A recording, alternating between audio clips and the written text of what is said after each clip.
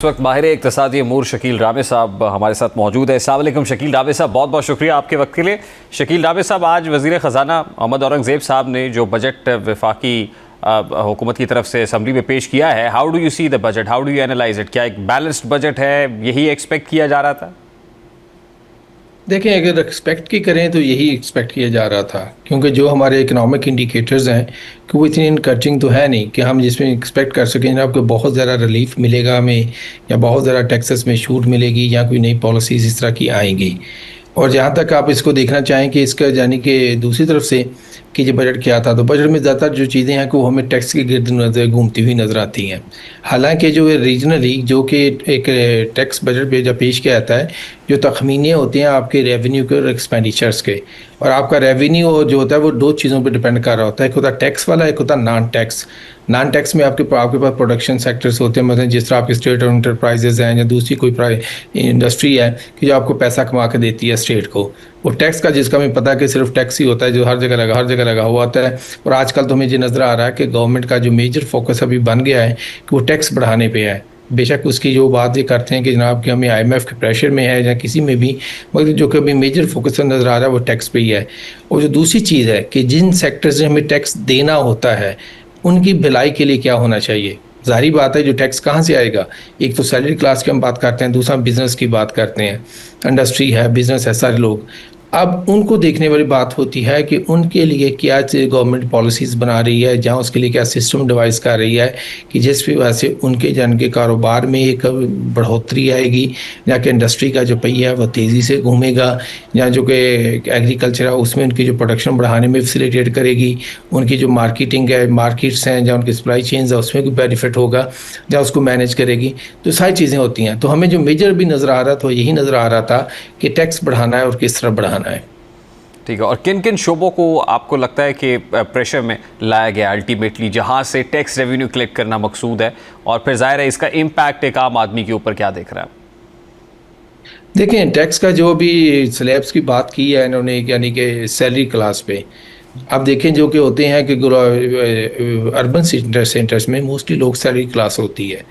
अब उनमें देखिए 6 लाख से इन्होंने उस पर टैक्स लगाना शुरू कर दिया है। अब इसके ऊपर बढ़ते जाएं तो आपकी जो कि टैक्स है वो बढ़ता ही जाएगा। अब देखें इनकी जो टैक्स बढ़ेगा और साथ साथ फिर वो इनडायरेक्ट टैक्सेस पे करेंगे लोग। जिस तरह आप कोई चीज़ खरीदने जाते हैं उस पर एक GST अलग है, या दूसरे किस्म के टैक्सेस हैं वो अलग हैं। फिर इसमें जो लेवीज़ है, पेट्रोलियम लेवी की जब हम बात करते हैं वो एक अलग चीज़ है। तो सारा कुछ जो चीज़ें हैं कि साथ साथ चल रही हैं। अब इनका क्या कहते हैं कि अब इनको जब एक तरफ से सैलरी पे टैक्स बढ़ रहा है, इन्होंने उनका ही कम किया, मगर वो इतना कम नहीं है कि हम जिसको कह सकें जनाब जो बहुत ज़्यादा कोई बेनिफिट दिया है। और दूसरा साथ जो कोई लेवी है पेट्रोलियम में बढ़ा दिया, मेरा ख्याल कहता है जिस तरह कि उन्होंने उसको रिलैक्स करने की कोशिश की थी उससे ज़्यादा जो क्या इम्पैक्ट जो है वो लेवीज़ के थ्रू जो पेट्रोलियम की प्रोडक्ट्स हैं उसके थ्रू ज़्यादा उस पर पड़ जाएगा, स्पेशली छोटे तबके के लोगों पे। क्यों? क्योंकि जब आप पेट्रोल की प्राइस बढ़ाते हैं तो इसका मतलब ये है कि आपकी इलेक्ट्रिसिटी की भी है, ट्रांसपोर्टेशन की भी है, और बहुत सारी जो कास्ट इंडस्ट्री की कास्ट होती हैं वो भी बढ़ जाती हैं। और इस तरह आप इसको जो होती है कि इन्फ्लेशन को परमानेंट कर देते हैं। टैक्स को अगर आप बेशक आपने कम किया, मगर उसकी तरफ दूसरी तरफ से आपने कान से पकड़ के उसी तरह निकलवाने की कोशिश की है। अब जब ये चीज़ें होंगी तो ज़ाहिर सी बात है कि आने वाले दिनों में महंगाई फिर बढ़ेगी। एक चीज़ दूसरी, अब पहले भी जो आपने महंगाई कंट्रोल कर रहे थे उसमें फूड इन्फ्लेशन को बड़ी हद तक कंट्रोल किया था, तो उसमें आपने फार्मर को उसकी सही प्राइस नहीं दी थी। मतलब जिस तरह लास्ट बात हो रही थी कि कास्ट ऑफ प्रोडक्शन तो ज़्यादा है, मगर जो उसकी जो कि सेलिंग है उसकी जो कि हो रही है गंदम की, वो लोअर प्राइसेस पे हो रही है। अगर आप किसान को मार के यानी कि उसकी यानी हक को मार के आप उसके इन्फ्लेशन को कम कर रहे हैं तो इसका कोई पॉजिटिव रिजल्ट नहीं आएगा। क्यों? क्योंकि हमारी जो कि 37 to 38% जो पॉपुलेशन है और लेबर फोर्स जो है वो डायरेक्टली इसके साथ एग्रीकल्चर के साथ मुंसलिक है। अब इतनी बड़ी पॉपुलेशन के साथ जब ये चीज़ होगी तो इसका मतलब ये है कि आप उनकी परचेजिंग पावर को लोअर कर रहे हैं। परचेजिंग पावर लोअर होगी तो इसका मतलब ये है कि आपके मुल्क में पॉवर्टी बढ़ेगी। अच्छा शकील रामे साहब, लास्ट ईयर एग्रीकल्चर सेक्टर को बहुत अच्छा परफॉर्म नहीं कर सका, लार्ज स्केल मैन्युफैक्चरिंग जो सेक्टर है वो उस तरीके से अच्छा परफॉर्म नहीं कर सका, और फिर जाहिर है जो ग्रोथ के टारगेट सेट किए गए थे वो अचीव नहीं हो सके, और इस पर वज़ीर ख़जाना ने जब इक़्तिसादी सर्वे पेश किया है तो एतराफ़ किया है कि हम नहीं कर सके। तो अब जो ग्रोथ का टारगेट सेट किया गया है, ऑल्दो लास्ट ईयर से कुछ कम है, लेकिन 4% है जो लास्ट फाइनेंशियल ईयर के अंदर रवा माली साल भी अचीव नहीं हो सका है। तो कितना रियलिस्टिक देख रहे हैं और क्या उसको अचीव करने के लिए कोई इकदाम नज़र आ रहे हैं आपको?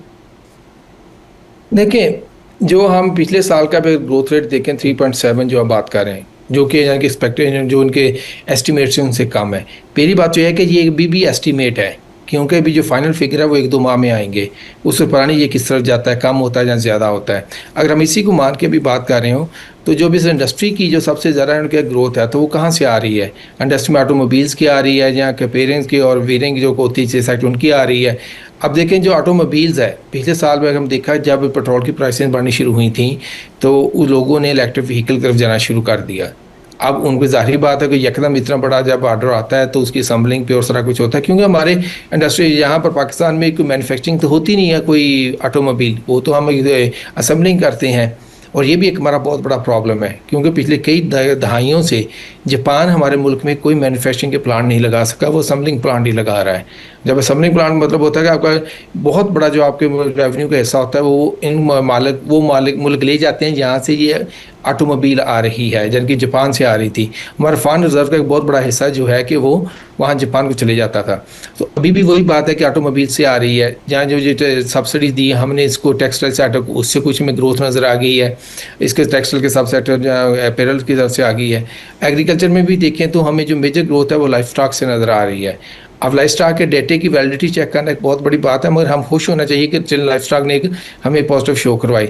मगर जो मेजर क्रॉप्स हैं, अब देखें उन मेजर क्रॉप्स में जिसका तो एरिया ऑफ प्रोडक्शन बढ़ा दिया उसकी प्रोडक्शन बढ़ गई, और जिसका एरिया ऑफ प्रोडक्शन कम कर दिया उसकी प्रोडक्शन कम हो गई। मासवाई चावलों के, अब ये भी कोई इतनी अच्छी ग्रोथ है जिसको हम कहीं कि सस्टेन कर सकें।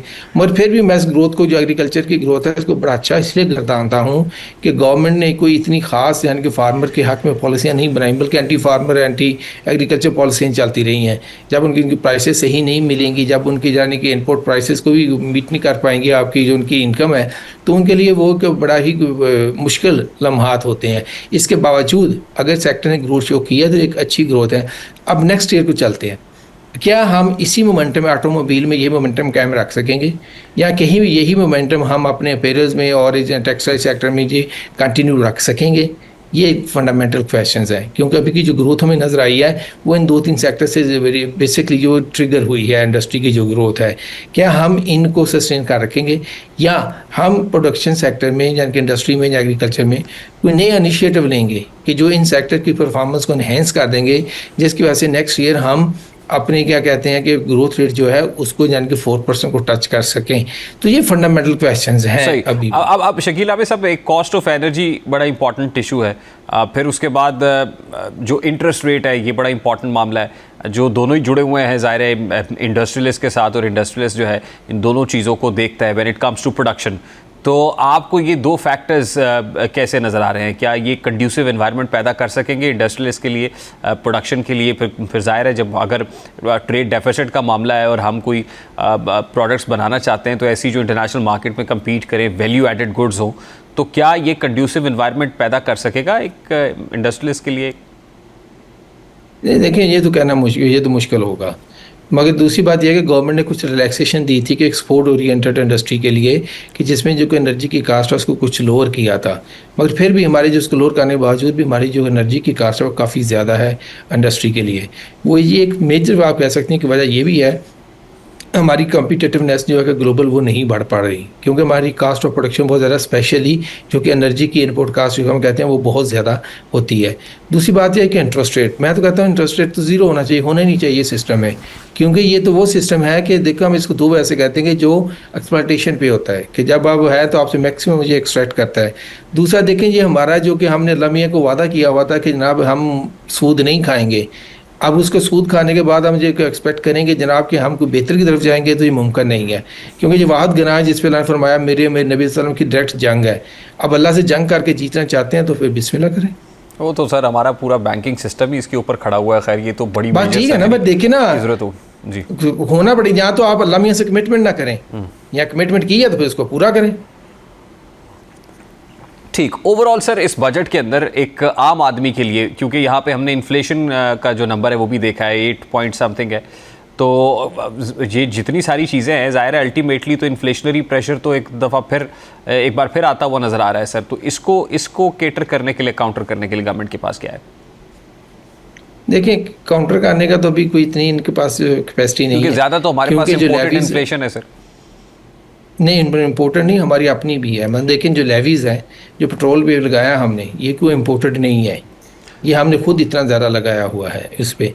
एक चीज़, दूसरा फिर जो इन्होंने दूसरे टैक्सेस गवर्नमेंट ने कहा है कि आपने टैक्स कलेक्शन बढ़ानी, मैंने 1500 अरब के करीब करीब बढ़ानी है, जो IMF ने हमें कहा है 1500 अरब के करीब। अब उसी के लिए भी देख रहे हैं, अब नज़र आएगा हमें कि ये और टैक्सेस भी लगेंगे, क्योंकि अभी तो ये एक बजट पेश किया गया, अभी भी नेक्स्ट मंथ्स में भी हमें नज़र रखनी पड़ेगी कि उस शॉर्टफॉल को पूरा करने के लिए गवर्नमेंट क्या करेगी। इस साल जैसा शॉर्टफॉल को पूरा करने के लिए गवर्नमेंट लेवी लगाया, इसको कैरी ऑन भी करेगी, मगर नेक्स्ट ईयर का जो शॉर्टफॉल होगा टैक्स रेवेन्यू में, उसको पूरा करने के लिए किस किस तरह के टैक्सेस आएंगे, नए आएंगे। तीसरी चीज़, अगर फार्मर ने कहा इनकार करते जनाब जी हम अपनी जो प्राइसेस हैं, जो क्वालिटी है, हम लोअर प्राइसेस पे नहीं बेचते, एटलीस्ट हमारी जो कि कास्ट ऑफ प्रोडक्शन है उससे 1% 2% ज़रा मुनाफे पे हो, तो दूसरी तरफ से फूड इन्फ्लेशन फिर बढ़ जाएगी, क्योंकि अभी तो मैनेज्ड है ना फूड इन्फ्लेशन जो है। तो मुझे ये लगता है कि हो सकता है कि इस पर काफ़ी ज़रा कुछ चीज़ें अभी हमें वेट करनी पड़ेंगी और ज़्यादा मुश्किल चीज़ें भी हों आने वाले दिनों में। और उन मुश्किल चीज़ों से क्या मुराद है सर? इन्फ्लेशन बढ़े या कि नए टैक्सेस आएँ। अभी मजीद किन किन सेक्टर्स के ऊपर जो है आप समझते हैं कि मेजर हिट होगी टैक्सेस की? एक सैलरीड क्लास की तो आपने बात की, और आपको क्या लग रहा है सर, कहाँ कौन कौन से जनरल सेल्स टैक्स है, अभी कुछ चीज़ों में जनरल सेल्स टैक्स लगा देंगे, कुछ चीज़ों में एग्जम्पशन दी हुई है ना, वो उस पर कहेंगे जी हमने ख़त्म कर दिया, नया टैक्स लगाना होगा, कहीं नई किसी पे लगाना होगा जनरल सेल्स टैक्स, वो कहेंगे तो एग्जम्पशन दिया इसको ख़त्म कर दें, या कुछ चीज़ों पर कमांड आ जाएगी। फिर जो कि नेसेसिटी की जो चीज़ें होती हैं, और रिटेलर की बहुत ज़्यादा बात होती है हर दफ़ा, रिटेलर को जो है वो देखिए बिजनेसमैन तुम्हारा टैक्स बहुत कम वो तो देने को तैयार ही नहीं है। इसी वजह से तो सैलरीड क्लास पे सबसे ज़्यादा बर्डन आता है। वो कहते हैं जो हमसे ना लो और किसी और से ले लो। ठीक, तो अल्टीमेटली ज़ाहिर है पॉलिटिकल कैपिटल लूज होने का खतरा भी रहता है वहाँ पे। सैलरीड क्लास तो एक आम एक इनोसेंट सा तबका है ना, जिससे आप कर लेते हैं उसके ऊपर आवाज़ भी नहीं उठती। ये जो डेमोक्रेसी ना बड़ा खूबसूरत खेल है। आज ये चलेंगे, कल कोई और आ जाएगा, वो कल जो आएगा वो 5 साल यही गर्दानता रहेगा, पिछली गवर्नमेंट ने ये अच्छा नहीं किया, फिर लोग उसको भी जब निकाल देंगे उसकी परफॉर्मेंस, फिर यही आ जाएंगे, फिर ये गर्दानेंगे वो अच्छा नहीं कर रहा था। तो ये लोगों को एक लॉलीपॉप है, चेंज ऑफ गवर्नमेंट की ये बात करते हैं। तो मेरा तो इस यानी सिस्टम पे ये फंडामेंटली ये सिस्टम से इतराज़ है कि ये डेमोक्रेसी जो हमारे इधर राइज है या दुनिया में जो कहते हैं लिबरल डेमोक्रेसी, मुझे तो इससे फंडामेंटली इख्तलाफ है। ये आपको सस्टेनेबिलिटी देती नहीं, ना किसी को अकाउंटेबल बनाती है। वो कहते हैं जी वाम अकाउंटेबल करेगी, नेक्स्ट ईयर में विनिंग वोट देगी, ये कोई अकाउंटेबिलिटी नहीं। भी अकाउंटेबिलिटी आप उन एक्शन की करें जिन पर डिलीवर नहीं कर सके। बहुत बहुत शुक्रिया।